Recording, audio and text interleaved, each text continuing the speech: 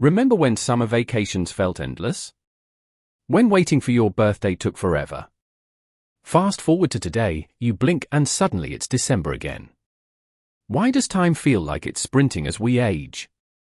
Clocks tick the same, but your brain screams, where did the year go? Here's the twist, time is not speeding up, you are just measuring it wrong. French philosopher Henri Bergson cracked this eerie phenomenon over a century ago. He argued that we have been brainwashed by clocks, calendars, and deadlines into seeing time as a cold mathematical line. But Bergson's radical idea, la durée, says real time is not in seconds, it's in your memories, emotions, and how you experience life's moments. Think about it, routine turns days into a blur, but a spontaneous road trip feels longer because your brain actually lives it. So is time shrinking, or are we just letting it slip through our fingers? Stick around, we are diving into Bergson's mind-bending theory and how to reclaim time before it's gone. The acceleration phenomenon. You are not imagining it. Birthdays, holidays, even Mondays, they all hit like rapid fire now. 1 minute you're setting New Year's resolutions, the next you are scrambling for Halloween costumes. Was it not June yesterday? Science backs this up. Studies show most adults over 30 feel time accelerates yearly. But why? For decades, psychologists pinned it on proportional theory. When you are 10, a year is 10% of your life, massive. At 50, it's just 2%. Your brain literally scales time. But that's only part of the story. Neuroscience adds that routine kills perception. When life becomes predictable, same commute, same meetings, same Netflix scroll, your brain stops forming vivid memories. No new markers, time collapses into a blur. Einstein versus Bergson, the time war. Here's where things get wild. Einstein and Bergson had a war over time. Einstein's theory of relativity treated time as a fourth dimension, fixed, measurable, ticking identically across the universe. Bergson however, called this a crime against lived experience. To him, Einstein's clock time was a useful illusion, but real time, la durée, is fluid, personal, and shaped by consciousness itself. Think of it this way, Einstein's time is what your phone counts, Bergson's time is what you feel when you are laughing with friends, grieving a loss, or stuck in traffic. Science measures intervals, philosophy asks why a minute of boredom drags while a year of joy vanishes. The clash? Einstein saw time as physics, Bergson saw it as the essence of being human. For Einstein, aging is a cosmic equation, for Bergson, it's a tragedy of modern life. We have swapped depth for efficiency, trading rich moments for hollow productivity. We have let clocks dictate our worth, shrinking our sense of time into spreadsheet cells. The two versions of time. So is time speeding up, or are we numbing ourselves to its flow? The answer lies in Bergson's rebellion against the tyranny of ticks and tacks. Picture two versions of time. Clock time **, cold, uniform, relentless, the kind you see on your phone, split into seconds, minutes, hours. Live time **, warm, elastic, unpredictable, the kind you feel when you are lost in a conversation, a creative flow, or a crisis. Henri Bergson called this second version la durée, French for duration, and it's the cornerstone of his philosophy. He argued that time is not a line, it's a river. A river that bends, swirls, and changes speed depending on where you stand in it. While science slices time into measurable units, Bergson insisted real time is the raw, unfiltered experience of being alive. The tyranny of clock time. Modern life runs on schedules. We are trained to see time as a resource to spend or waste. But Bergson warned this turns us into prisoners of efficiency. Clocks and calendars, he said, are useful fictions, tools for organizing society, not truths about existence. Think of it like this, a map of Paris is not Paris. Similarly, clock time is not time itself, it's a simplified sketch. La durée, time as a symphony. Bergson's la durée is time as your consciousness perceives it, a flowing, interconnected stream of memories, sensations, and emotions. It's why 10 minutes waiting in a boring meeting feels like an eternity, 10 minutes laughing with friends disappears in a flash. Your brain does not count seconds, it weaves stories. When you are bored, your mind fixates on each passing moment, stretching it. When you are engaged, your attention dissolves into the experience, compressing time. Bergson called this the paradox of intensity. The richer the moment, the faster it seems to vanish. The memory illusion. Here's where Bergson gets radical. Your past is not dead, it's alive in your present, shaping how you feel time. Every memory, habit, and emotion bleeds into your perception of now. For example, trauma can make minutes feel like hours, nostalgia can make decades feel like yesterday. This is why aging warps time. As you grow older, your brain has fewer firsts, first kiss, first job, first adventure, to anchor memories. Life becomes routine, and without vivid markers, your mind lumps days into generic chunks. La durée shrinks. Bergson versus Einstein, a battle of time. Bergson's biggest clash was with Einstein, who reduced time to a coordinate in spacetime, a dimension as rigid as length or width. At their infamous 1922 debate, Bergson protested, "Your equations ignore the human heart." For him, Einstein's time was a corpse on a lab table, lifeless, dissected. La durée, however, was time as a beating pulse, messy, subjective, inseparable from our humanity. The ultimate analogy, waiting versus living. Imagine two scenarios. Scenario 1, you are waiting in line at the DMV. You check your phone every 30 seconds. Each minute drags, your brain starved of stimulation, amplifies the boredom. Scenario 2, you are at a concert, screaming lyrics with strangers. Hours melt.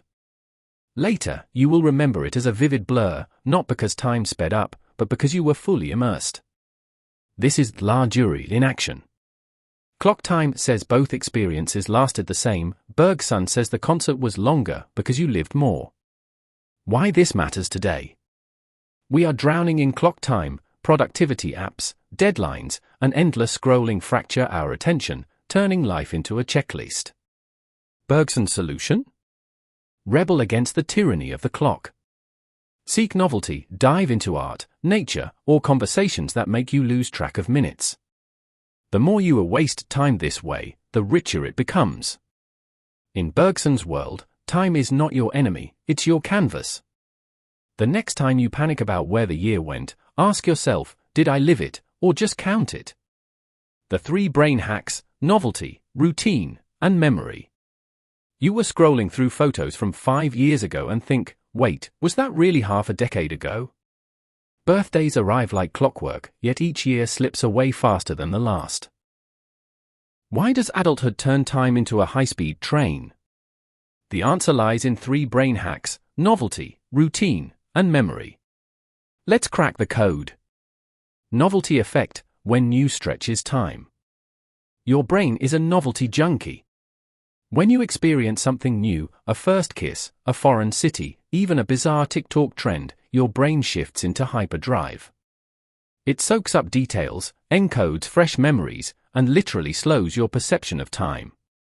Science says, in a 2016 study, participants exposed to unfamiliar music perceived the duration as 20% longer than repetitive tunes. Why? Novelty triggers the hippocampus, the brain's memory factory, forcing it to work overtime.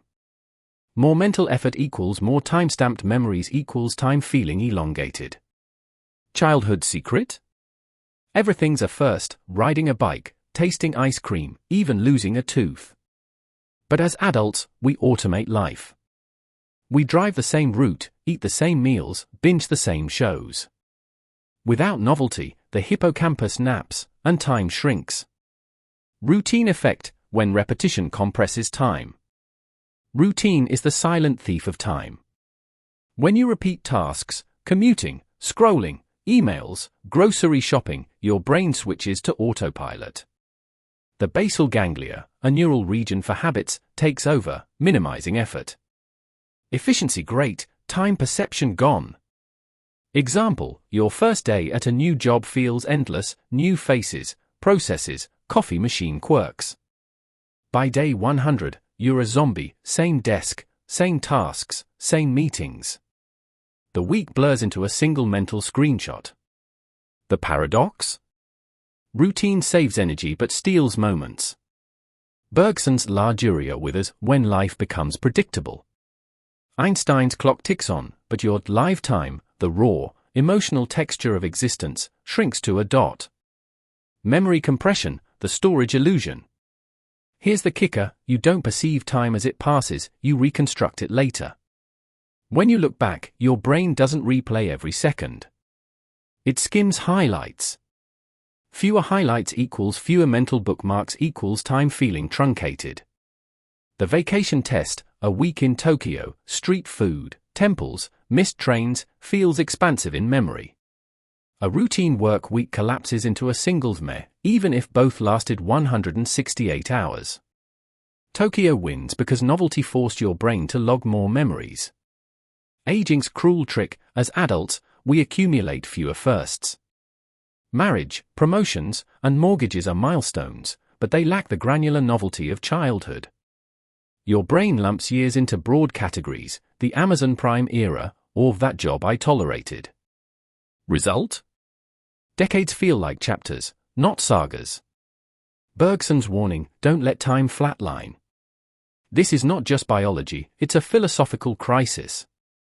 Bergson argued that modern life's obsession with efficiency suffocates la durée. We've replaced adventure with algorithms, spontaneity with schedules. Clocks rule, but clocks don't measure life, they measure intervals between obligations. The fix? Inject novelty. Take a different route to work. Try a hobby that terrifies you.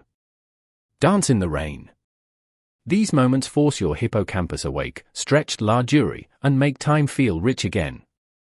The ultimate irony? Einstein proved time is relative, Bergson proved it's personal. As you age, time accelerates not because the universe spins faster, but because you're letting your brain off the hook. Routine is comfortable, but it's a bargain with the devil, trade depth for speed, presence for productivity. So next time you sigh, where did the week go? Blame your habits, not the clock. The good news? You hold the reset button. Novelty is the antidote. The Great Debate, Einstein versus Bergson. In April 1922, Paris buzzed with intellectual electricity. Albert Einstein, fresh off his Nobel Prize win, arrived to lecture on relativity. Waiting for him was Henri Bergson, France's most celebrated philosopher. Their clash was not just a debate, it was a collision of worlds, physics versus philosophy, clocks versus consciousness, the cosmos versus the human heart. The spark, Einstein's relativity. Einstein had revolutionized physics by framing time as the fourth dimension, a malleable fabric intertwined with space. His equation showed time slows near massive objects like Earth or at high speeds. Twins could age differently if one rocketed through space. For Einstein, time was mathematical, impersonal, and relative to the observer's motion. Clocks, not feelings, defined it. Bergson's counterattack, time is alive. Bergson agreed time was relative, but not in Einstein's way. To him, la durée, the lived time of memories, emotions, and anticipation, was the essence of reality. Clocks, he argued, were tools for convenience, not truth. Einstein's time is a phantom, Bergson declared. It ignores how we experience waiting, regret, or joy, the very fabric of being human. At the debate, Bergson critiqued Einstein's twin paradox. If one twin ages slower in space, he asked, would not her consciousness still feel the full duration? Einstein's reply was icy, the time of the philosophers does not exist. There is only a psychological time different from the time of the physicist. The fallout, who won? Scientists largely sided with Einstein. Bergson was accused of misunderstanding relativity, and his reputation in academia waned. Yet philosophers and artists rallied behind him. For them, Einstein's clock time reduced existence to equations, while Bergson's la durée preserved the poetry of human experience, the ache of nostalgia, the rush of creativity, the weight of mortality. Legacy, a divided world. Einstein's victory reshaped modernity. GPS satellites now adjust for relativity's time dilation. Quantum physics leans on space-time math. But Bergson's ideas quietly thrived in psychology, literature, and mindfulness movements. Neuroscientists now confirm his hunches. Default mode network, brain regions active during self-reflection, light up when we daydream or reminisce. Time perception studies? Stress compresses time, or stretches it, proving la durée a fluidity. The modern paradox? Today we live in Einstein's universe, but feel Bergson's. We track productivity in minutes, yet measure life in moments. The debate's unresolved tension asks, can we reconcile cosmic time with human time? Einstein gave us the tools to navigate black holes. Bergson reminds us why we care to look up at the stars. Together, they expose time's duality, a dimension to map and a mystery to live. Hacking your time perception. Time is not slipping away, you're just letting your brain get lazy. But here's the good news, you can hack your perception of time using Bergson's la durée. No DeLorean required. Here's how to stretch days, months, and years into something that feels alive again. 1. Seek novelty, confuse your brain. Your brain is like a smartphone camera, it only captures HD memories when something new happens. Novelty forces your hippocampus to work harder, creating vivid mental markers that slow down subjective time. Try this. Become a tourist in your own city. Take a different route to work. Order the weirdest dish on the menu. Learn something awkward, a language, instrument, or TikTok dance. Fluency doesn't matter, struggle does. Break the default script, swap Netflix for a live improved show, replace scrolling with stargazing. Pro tip, plan one mini adventure a week. It could be as simple as cooking a bizarre recipe or talking to a stranger. Novelty is not about grand gestures, it's about disrupting autopilot. 2. Live mindfully, hijack the present. Mindfulness is not just for yogis, it's a time-stretching superpower. When you are fully present, you anchor yourself in a la durée, resisting the brain's rush to compress moments into blurry memories. Try this. The 5-4-3-2-1 grounding trick. When life feels frantic, pause and name 5 things you see, 4 things you feel, 3 things you hear, 2 things you smell, 1 thing you taste. Savor the mundane, drink coffee like it's a $100 wine, notice the aroma, warmth, bitterness. Meditate for 3 minutes a day, focus on your breath. When your mind wanders, it will gently tug it back. No apps, no pressure. Why it works: mindfulness blocks the brain's habit of time traveling into regrets or worries. It forces you to live in the tick, not just count the tasks. 3. Break the routine, confuse your brain. Predictability is time's kryptonite. Disrupt your patterns and you will create mental speed bumps that stretch your sense of time. Rearrange your environment, move furniture, swap your phone's wallpaper. Shower in the dark. Flip your schedule, eat dessert first, work from a park. Take a reverse day where you do everything backward. Embrace micro risks, wear an outfit that scares you, sing in an elevator, ask a bold question.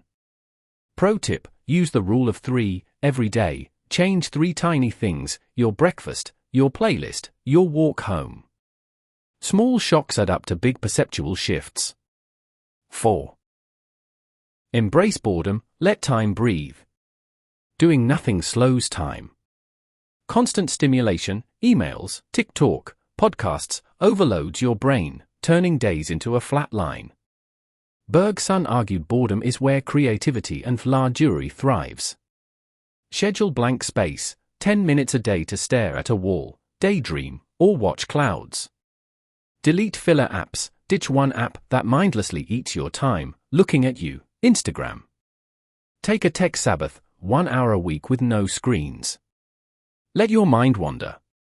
The Bergson prescription. Time doesn't vanish, it's diluted by routine, distraction, and the myth of productivity. To reclaim it, trade efficiency for intensity. Bergson's la durée is not a theory, it's a rebellion. So tonight, ask yourself, will I count the hours or live them? Or Bergson's radical truth, Time is not a number, it's a feeling. Clocks measure, but you decide if life slips by or lingers. The more you chase novelty, mindfulness, and rebellion against routine, the richer time becomes. So tell us, when did time feel slowest for you? Was it a childhood summer? A heartbreak? A moment of awe? Drop your story below, we'll feature the best ones in our next video. Subscribe and smash the bell to join the Time Rebellion.